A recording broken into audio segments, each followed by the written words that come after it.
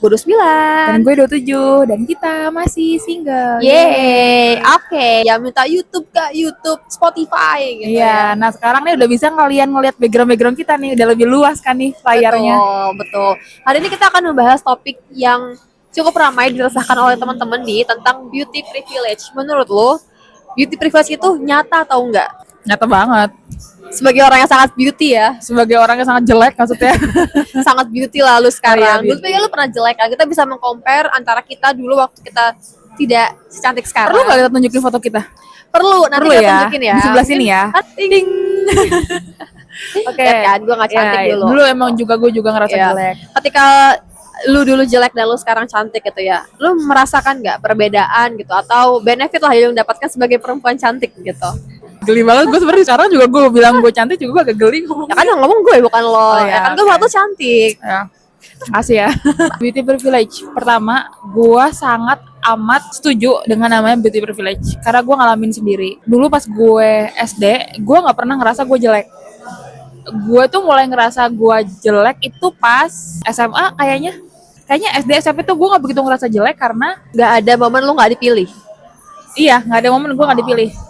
Karena masih main bareng-bareng kali ya. Betul. Iya. SD SMP tuh teman-teman gue masih main bareng. Iya. Terus gue masih ada beberapa cowok yang suka sama gue. Tapi kayaknya feeling gue suka sama gue karena gue asik aja gitu. Iya, Tapi iya, beneran iya. ada cowok yang suka sama gue. Oke. Jadi gue ngerasa kayaknya dengan looks gue yang rata-rata ini masih bisa kok dapet cowok gitu.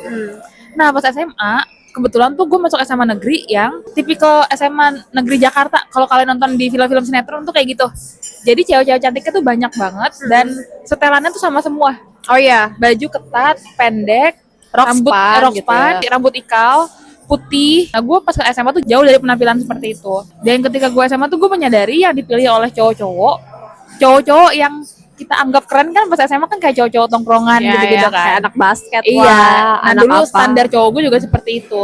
Nah yang gue sadari adalah cowok-cowok seperti itu menyukai cewek-cewek yang tipikal cewek-cewek Jakarta. Yang kayak gitu, yang cantik. Dan saat itu gue belum berpenampilan seperti itu. Jadi gue ngerasa nggak dipilihnya tuh ketika SMA. Yang kita udah pernah bahas di itu ya, konten kita ya, soal nggak pernah ada yang nawarin pulang bareng. Oke. Soal tebengan pulang. Jadi tuh dulu tuh SMA, rumah gue kan agak jauh ya dari sekolah gue gitu.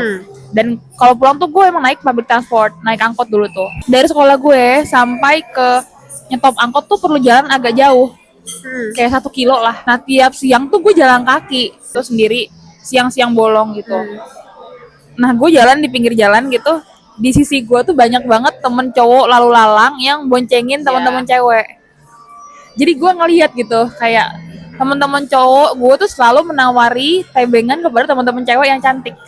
Tapi nggak pernah ada yang nawarin ke gue. Yang ditawarin adalah cewek-cewek cantik yang padahal rumahnya deket gitu.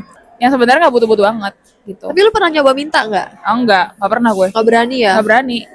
Nggak pernah ada keinginan untuk gue pengen di-include tapi gue nggak pernah mengutarakan itu gitu. Jadi gue hanya bisa membatin aja kayak seru banget sih jadi cewek cantik.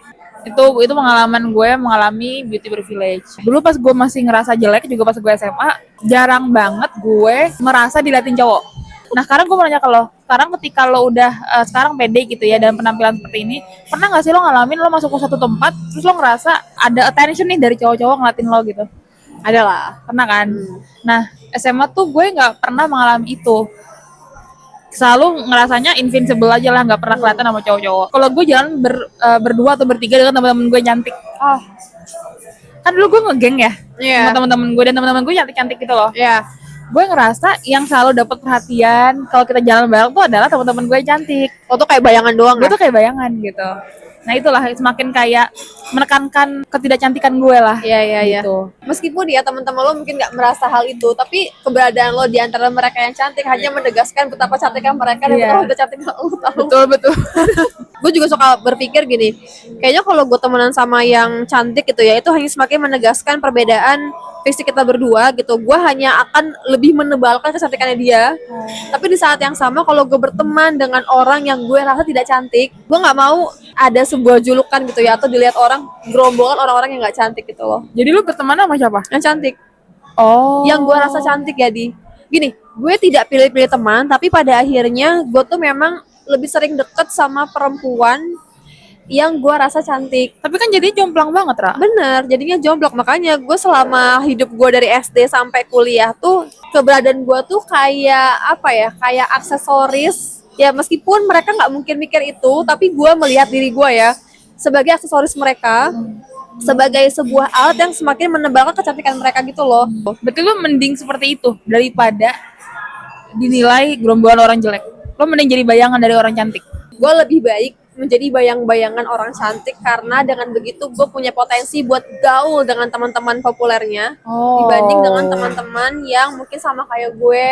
Tau gak ini kenapa bisa terjadi? Kenapa? Karena kayaknya lo pernah dibully. Lara tuh dulu pernah ada pengalaman dibully karena Lara tuh ngegeng sama teman-teman dan segeng itu dicap tuh kayak geng yang jelek gitu kan. Benar. Waktu kecil itu diawali dengan gue tumbuh dengan rasa nggak percaya diri gitu. Karena bahkan dari segi orang tua gue sendiri dan keluarga gue sendiri itu selalu nggak pernah tuh ada kata cantik tuh keluar tuh nggak pernah gitu. Cantik, manis. Anaknya kan kadang tuh kita suka dengar orang tua tuh memuji anaknya ya, iya dia cantik, dia manis, dia apa gitu kan. Gue tuh nggak pernah mendengar siapapun di keluarga gue tuh memuji gue. Jadi gue nggak pernah mendengar kata cantik, manis, rupawan, pinter tuh nggak pernah. Selalu dari kecil yang gue denger tuh kurus banget gitu, hitam banget, kerempeng, kayak nggak makan, kayak tengkorak hidup gitu, kayak gitu-gitu. Jadi gue kan memang punya isu badan gue tuh kurus kan, dari kecil tuh gue selalu sekurus ini gitu. Anak umur 5 tahun itu kan udah ngerti ya, udah bisa memproses bahwa oh ini cantik, oh ini enggak gitu kan. Jadi sebenarnya kalau lu momen lu menilai lu nggak cantik tuh adalah SMA, karena SMP dan SD lu mainnya general aja. Gue dari SD. Wow. Karena dari keluarga gue gitu, dari gue udah mulai bisa ngomong dan udah mulai bisa mencerna informasi gitu ya, gue sering banget dibilang kurus gitu. Pokoknya itu kalimat yang selalu gue dengar tuh ya kurus, cungkring, makan yang banyak kan gitu, biar cakepan. Itu kan sama aja kayak berarti gue jelek dong gitu. Nah gue tuh besar dengan mendengar kata-kata itu gitu, yang membuat gue tuh nggak punya kepercayaan diri gitu kan. Nah sejak kecil tuh gue udah terbiasa menilai orang yang cantik mana, yang nggak cantik tuh yang mana gitu. Entah kenapa gue tiba-tiba ngerti aja gitu ya. Tapi emang gitu kalau kata temen gue, kalau lo terlahir jelek atau nggak Iya, cantik, lo jadi bisa membedakan yang mana yang cantik, yang mana yang enggak. Benar. Tapi kalau orang cantik dari kecilnya udah cantik, dia nggak bisa bedain tuh yang mana Iya. jelek, yang mana cantik. Betul gitu. Jadi dari TK tuh gue udah bisa ngerti nih. Oh si ini cantik, oh si ini biasa aja tapi menyenangkan. Oh si ini udah nggak cantik, pendiam, nggak menyenangkan. Itu gue udah bisa mengkelompokkan tuh. Nah, gue tuh sayangnya masuk ke dalam kelompok yang tidak cantik, tidak menyenangkan. Tapi gue temenan sama anak yang cantik dan menyenangkan. Jadi gue kebawa menyenangkannya gitu. Itu SD, itu TK.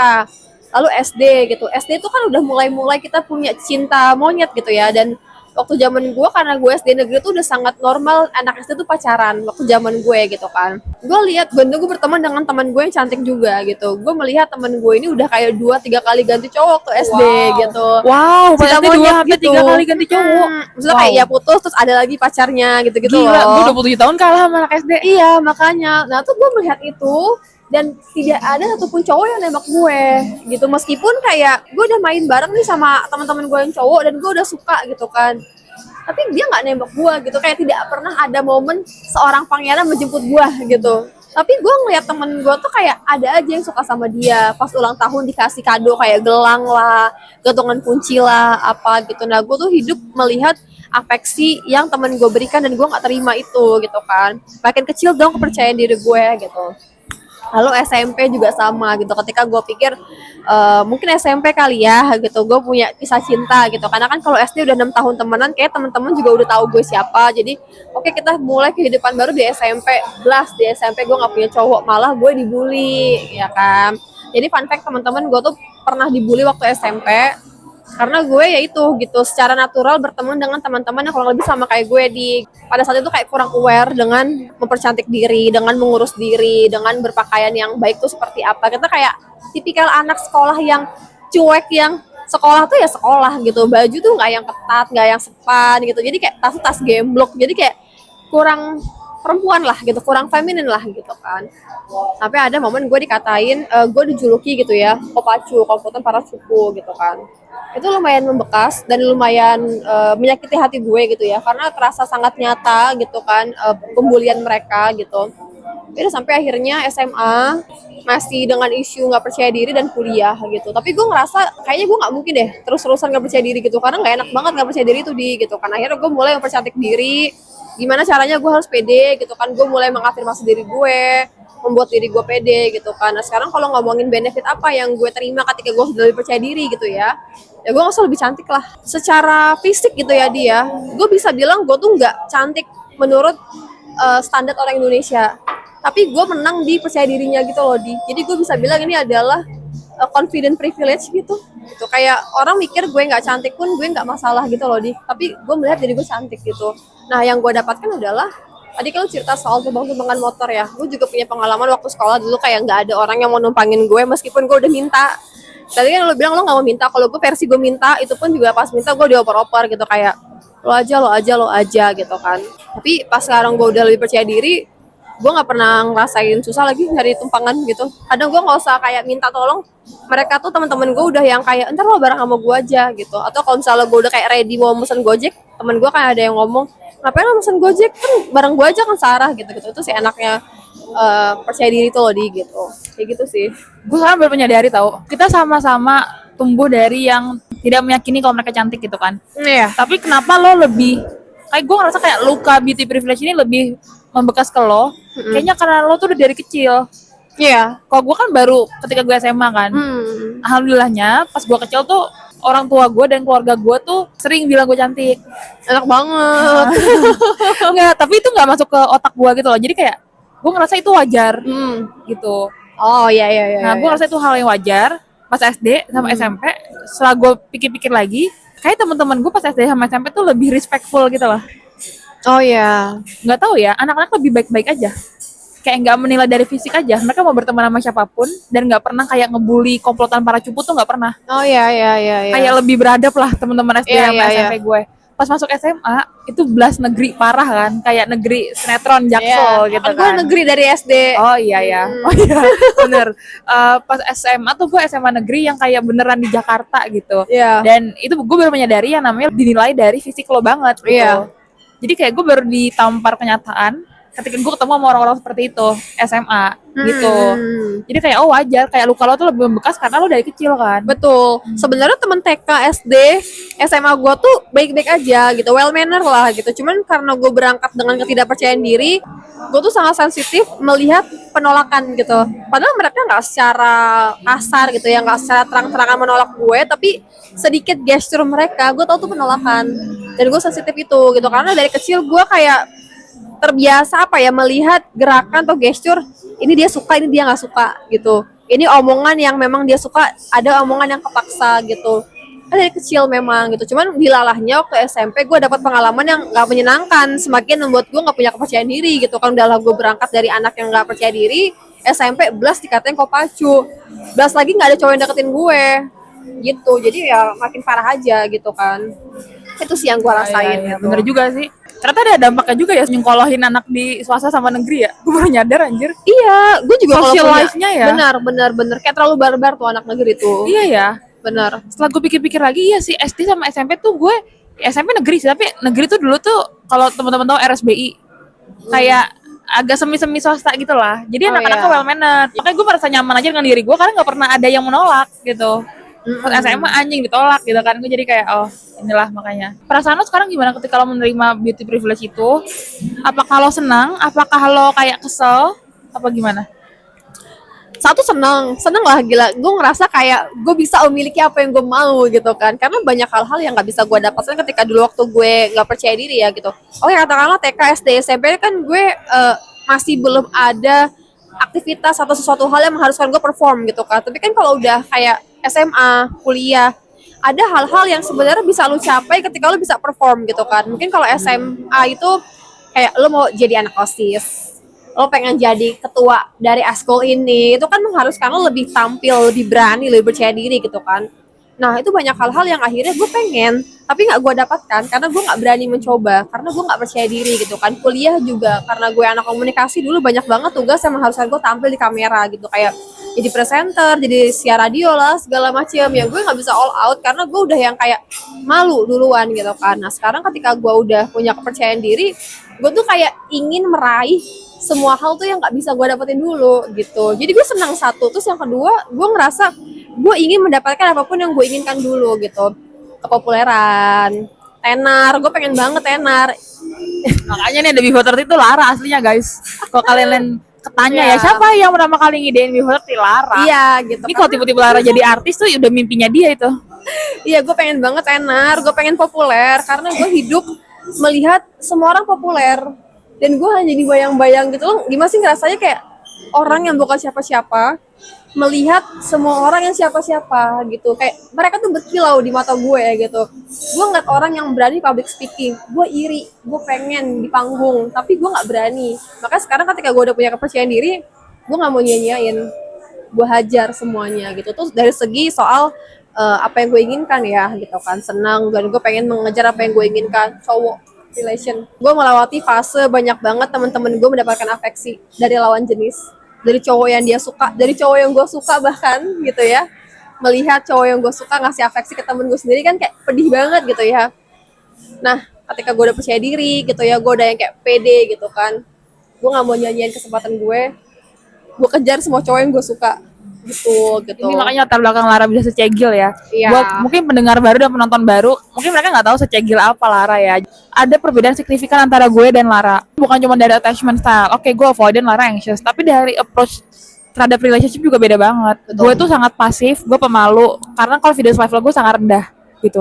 Lara kebalikannya banget. Karena dia udah pede banget, jadi Lara sangat cegil, sangat ngejar, nembak. Kalau bisa di kabedon deh tuh cowok gitu kan. Gitu. Nah, pertanyaan gue selanjutnya nih ya, banyak pertanyaan sama orang-orang juga, Ra. Kok bisa sih dari orang yang tadi yang nggak pede sama sekali, sampai sekarang over pede? Over pede. Gimana ceritanya? Karena kan ngubah mindset itu kan susah, Ra. Betul. Kayak gue nih, oke lo bilang gue cantik, orang-orang pada bilang gue cantik, tapi kan sampai sekarang aja gue belum 100% ngerasa gue cantik. Kayak susah anjir mau dengerin omongan orang juga, kalau gue nggak percaya, susah banget hal itu berubah. Jadi itu tahap gue memulai perjalanan untuk percaya diri gitu ya, untuk percantik diri juga gitu. Itu waktu gue kuliah semester akhir gitulah gitu. Kan gue nggak mau nih udah masuk dunia kerja, gue nggak percaya diri gitu karena gue merasa tuh sangat merugikan buat gue gitu kalau gue kerja tapi guenya kayak masih insecure dan minder gitu kan. Akhirnya gue kayak mulai membreakdown. Kenapa sih gue nggak percaya diri gitu? Oke, fisik gue breakdown gitu kan. Oke, ya iyalah gue nggak pede karena kulit gue jerawat dan gue tidak merawat satu gitu. Terus gigi gue perlu diperbaiki karena gigi gue renggang gitu kan. Terus badan gue juga mungkin bisa sedikit digemukin gitu kan. Gue bener-bener memulai perjalanan gue dengan ngelis apa kekurangan gue dan harus apa gue gitu kan. Dari segi fisik gitu. Terus dari segi mindset gitu kan. Gue juga breakdown lagi, gue tarik lagi. Sebenarnya apa sih yang ngebuat gue nggak percaya diri dan kapan gue mulai nggak percaya diri? Akhirnya gue notice bahwa gue tuh nggak pede dari TK. Terus gue kayak bertanya-tanya kenapa ya kok anak TK kok bisa nggak pede ya, kan padahal main-main aja, nggak milih-milih temen dong ke TK gitu kan nggak ngerti konsep cantik dan ganteng gitu kan. Akhirnya gue notice di situ orang tua gue nggak pernah bilang gue cantik, malah bilang gue kurus gitu dan setiap kali gue dulu ya kan gigi gue renggang ya, ayah gue tuh setiap kali gue ketawa lebar gitu ya, dia ngomong gini, kamu jangan ketawa kenceng-kenceng nanti gigi kamu makin lebar sampai segini. Dan namanya anak kecil percaya dong. Akhirnya gue tumbuh jadi anak yang nggak pernah ketawa karena gue takut gigi gue lebar, makin lebar renggangnya gitu. Itu yang gue breakdown di itu. Memang perjalanan itu harus lo ngerut ke akar lo dulu gitu. Nggak bisa lo serta-merta kayak oke, gue mau memotivasi diri gue gitu. Lo harus mengakar lo dulu gitu. Karena gue tahu akar gue tidak percaya diri adalah karena omongan orang tua dulunya gitu kan. Berarti gue memulai dengan apa yang gue butuhkan pada saat kecil, mendengar diri gue cantik gitu. Makanya gue dari momen itulah gue mengafirmasi diri gue setiap hari, beneran setiap hari dari dulu sampai sekarang masih gue lakuin. Setiap pagi gue akan menyempatkan waktu sekitar 10 atau 15 menit buat mengafirmasi diri gue sendiri gitu loh, kayak bilang gue cantik, gue menarik, gue pede, gue bisa memaksimalkan penampilan gue dengan badan gue yang kurus, dengan wajah gue yang mungkin berjerawat, lah segala macam gitu. Dan gue mulai mencari-cari apa kelebihan dalam diri gue gitu loh. Dulu kan gue selalu fokusnya kan kekurangan ya, kayak gue nggak cantik, gue kurus, gue apa gitu kan. Akhirnya gue mencari-cari apa kelebihan gue. Oke, mungkin lu nggak putih tapi kulit lu eksotis, anjir lu bagus gitu. Oke, mungkin lu nggak seksi tapi lu kurus dan banyak model berbadan kurus gitu. Gue mulai mencari-cari gitu loh, kayak celah-celah di mana gue bisa menguji diri gue gitu. Itu yang gue ulang setiap hari. Ya gitu, dan pura-pura pede gitu. Dulu gue pura-pura pede karena gue yakin kayak kalau mau nungguin sampai gue beneran pede itu kan lama ya dia. Jadi gue kayak pura-pura pede aja dulu gitu. Itu sih yang gue lakuin, dan harus konsisten ya gitu, nggak bisa putus kayak gitu. Tapi dengan lo lebih pede, itu ngaruh nggak ke percintaan lo yang jadi lebih lancar? Sebenarnya gue nggak bisa bilang itu berpengaruh menjadi lebih lancar, karena gue juga struggle juga ya kalau ngomongin relation gitu. Meskipun gue nembak cowok ya banyak juga cowok yang nolak gue gitu ya. Cuman gue rasa tuh ngaruhnya ke bagaimana gue menyikapi penolakan itu loh, di gitu. Dengan gue percaya diri, gue menyikapi penolakan itu dengan lebih santai gitu loh, dan tidak menyalahkan diri gue, dan tidak melihat diri gue sebagai oh gue jelek nih makanya gue tolak gitu. Tapi lebih kayak ya udah, mungkin dia memang gak suka sama gue, ya udah selesai aja gitu, kayak gitu sih. Cuman tidak berarti gue mulus kisah percintaannya ya gitu kan, karena kan preferensi orang beda-beda gitu juga. Meskipun gue pede dia suka sama gue gitu kan, tapi ya perbedaannya ya gue lebih santai menyikapi penolakan dibanding mungkin dulu gue ya. Kalau gue masih seperti gue yang dulu gitu, ketika gue tolak ya gue bakalan terpuruk gitu ya, tersungkur di bawah shower gitu, Tertendang kan. gitu Iya kan. gitu, aku jelek gitu. Gue rasa sih manfaat yang sangat gue rasakan adalah ketika gue menghadapi penolakan itu gitu. Kayak gue lebih kayak oh ya udah aja gitu sih, Di. Sekarang gue tanya ke lu ya, Di. Lu kan dulu gak cantik, sekarang lu udah cantik, lu lebih aware lah soal penampilan lo gitu. Kenapa itu tidak dibarengi dengan kepercayaan diri lo gitu? Kita berdua berangkat dengan hal yang sama, nggak cantik gitu ya, dan nggak pernah dipilih gitu kan. Dan sekarang kita juga berdua udah mempercantik diri lah gitu istilahnya. Kenapa lu tidak dibarengi dengan kepedean itu? Sebenarnya kalau dibilang gue nggak pede 100% nggak juga. Gue pede, Ra. Tapi pede gue nggak pernah 100% kayak lo. Kalau lo kan kayak selalu pede gitu kan. Iya. Gue hanya ngerasa pede untuk beberapa momen aja. Ketika gue full make up, ketika rambut gue cantik. Oh, oke. Gitu. Kalau gue nggak seperti itu, gue nggak pede. Karena gue ngerasa gue jelek gitu. Ya itulah bedanya gue dan lo adalah lo kan sambil glow up, sambil memperbaiki fisik, lo kan juga memperbaiki mindset kan. Lo afirmasi kan. Kalau gue enggak. Kalau gue cuma memperbaiki fisik doang. Jadi gue ngerasa sekarang tuh kondisinya adalah mindset gue masih yang lama, mental gue masih yang lama, masih merasa dirinya jelek, tapi ditutupi dengan fisik yang udah cantik. Oh, oke. Gitu. Jadi ketika ada orang ngomong, cantik, dalam hati gue masih nggak percaya itu.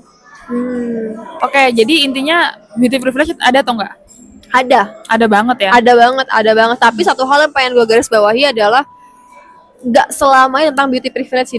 Kayaknya confident privilege itu juga matter sih gitu. Mungkin kalau misalnya kita ngomong beauty privilege itu kayak kasar banget, kayak terlalu memaksa seseorang harus cantik gitu kan. Soalnya kan subjektif banget kan. Bisa aja kayak lu ngerasa lu udah cantik tapi orang lain merasa lu belum cantik gitu kan. Beauty privilege itu ada, tapi lebih besar confident privilege sih, gua rasa gitu.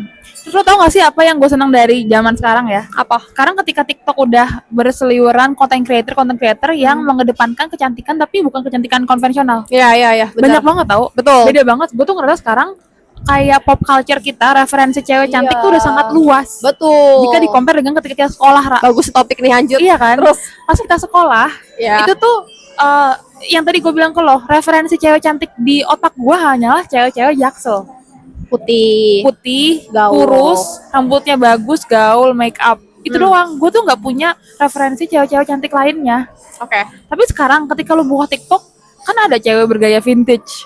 Iya. Ya kan, cewek bergaya indie, cewek rambut bondol terus tapi cantik, cewek yang rambutnya curly, keriting, Bener sih, gitu kan. bener. Sekarang tuh lebih banyak menurut gua, kayak blueprintnya cewek-cewek cantik tuh banyak cetakannya. Zaman gue sekolah enggak, cewek cantik ya cuman Maudy Ayunda, yang setipe semua kayak model gitu kan. Itulah makanya gue rasa sih sekarang Gen Z harusnya bisa lebih pede ya. Betul. Karena referensi mereka lebih luas soal apa yang disebut cantik gitu. Oke guys, dari kita itu aja. Nantikan video YouTube kita minggu depan. Dadah.